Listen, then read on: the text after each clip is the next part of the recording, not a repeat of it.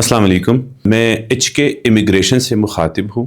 अगर आप भी दुबई की विज़िट वीज़े के लिए अप्लाई करना चाहते हो या वर्क परमिट के लिए अप्लाई करना चाहते हो, शॉर्ट टर्म वीज़े के लिए अप्लाई करना चाहते हो, 5 ईयर मल्टीपल एंट्री के लिए अप्लाई करना चाहते हो, तो ये वीडियो आपके लिए है। सबसे पहले आपको ये मालूम होना चाहिए कि मैं एलिजिबल हूँ कि नहीं हूँ कि मैं दुबई वीज़े के लिए अप्लाई करूँ, क्योंकि एक मेजर मसला है इस दिनों जो ना पाकिस्तानियों को पेश होता है। वो कहते हैं कि भाई हमारा वीज़ा हम अप्लाई करते हैं, रिफ्यूज़ हो जाता है या वीज़ा नहीं लगता या टाइम लगता है। मुख्तलिफ सिनेरियो जो ना लोगों के सामने होता है, लेकिन किसी को ये पता नहीं है कि आया मैंने जिस वीज़े के लिए अप्लाई किया था अकॉर्डिंग टू द लॉ उस पे मैं एलिजिबल होता हूँ कि नहीं होता हूँ। सबसे पहले जो ना हम शुरू करते हैं दुबई शॉर्ट टर्म वीज़ा। आज से तकरीबन 8 महीने 9 महीने पहले दुबई का 1 महीने का वीज़ा लगता था, दुबई की 2 महीनों का वीज़ा लगता था, दुबई की 96 और जो ना ट्रांजिट का वीज़ा लगता था और दुबई का बिजनेस वीज़ा लगता था। ये पाकिस्तानियों के लिए आम रूटीन की बात थी, लेकिन बदकिस्मती से पाकिस्तानियों ने अपना रेपुटेशन इस वजह से डाउन किया हुआ है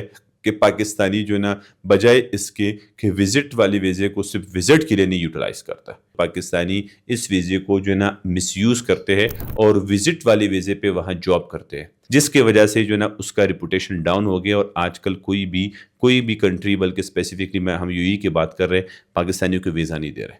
तो अगर आप जेन्युइन विजिटर हो और आप वापस पाकिस्तान ऑन टाइम आना चाहते हो, आपका कोई शॉर्ट टर्म काम है जो 8-10 दिन में पूरा हो के वापस पाकिस्तान आने का है, तो आप आसानी से जो है ना शॉर्ट टर्म वीज़े के लिए अप्लाई कर सकते हो।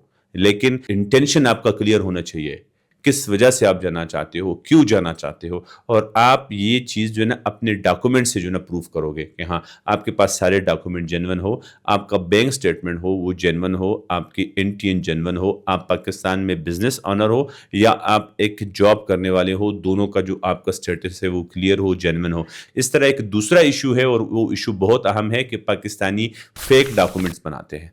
जब आप फेक डॉक्यूमेंट बनाते हो तो fake document is the main reason of refusal, आपका वीजा रिफ्यूज होगा। अगर आप जेन्युइन विजिटर हो, आपका इंटेंशन क्लियर है, आपके पास जो ना आपके डॉक्यूमेंट बिल्कुल क्लियर है, डॉक्यूमेंट में कोई मसला नहीं है, आपका वहाँ का होटल का बुकिंग क्लियर है, आपका रिटर्न टिकट ओके है, तो आप बिल्कुल अप्लाई कर सकते हो। आप जेन्युइन विजिटर हो और आपको वीज़ा लगेगा, क्योंकि शॉर्ट टर्म वीज़ा दोबारा जो है दुबई ने शुरू किया। रिस्ट्रिक्शन है डेफिनेटली, इसमें कोई शक नहीं है। आज से 1 साल पहले सिचुएशन कुछ और था, आज सिचुएशन कुछ और है। लेकिन अगर आप जेन्युइन विजिटर हो और आप अप्लाई करना चाहते हो तो आप सारे डॉक्यूमेंट समेत अप्लाई करें, आपका वीज़ा हर हाल में लगेगा, 100% लगेगा। 100 नहीं लगा तो 95% वीज़ा का रेशो होता है। 5% जो फैक्टर है वो एरर है, वो इस वजह से है कि कोई ना कोई डॉक्यूमेंट्स में उसको डाउट लगते हैं तो उसमें रिफ्यूज़ल आता है।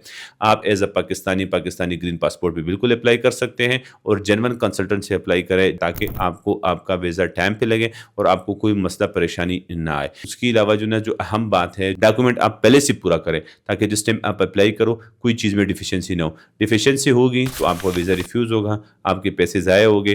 कोई एजेंट, कोई कंसल्टेंट आपको ये कहता है कि मैं डन बेस का करूँगा, ये सारा धोखा है, फ्रॉड है, कोई डन बेस का सीन ही नहीं है। किसी भी कंसल्टेंट की या किसी भी जो है एजेंसी की कोई अप्रोच नहीं है एम्बेसी को, क्योंकि एम्बेसी सारा निज़ाम चलता है डॉक्यूमेंटेशन पे। कोई अगर आपको कहते हो तो आपको गुमराह करता है, आपको जो है मिस इन्फॉर्मेशन देता है, इस तरह कोई सीन नहीं है। आप जेन्युइन डॉक्यूमेंट के साथ इंशाल्लाह अप्लाई करें, अच्छे कंसल्टेंट से अप्लाई करें, तो डेफिनेटली आपको दुबई का वीज़ा लगेगा।